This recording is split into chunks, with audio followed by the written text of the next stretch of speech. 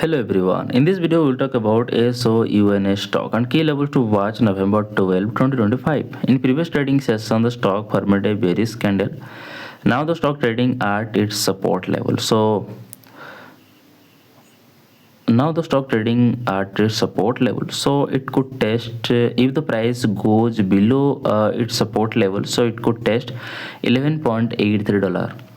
The key resistance level is $15.30. If the price breaks above $15.30, it could test $16.62. That's my view on SOUN stock today. If you found this helpful, please subscribe for more update. This video is for education only, not financial advice. Always do your own research before investing. Thanks for watching.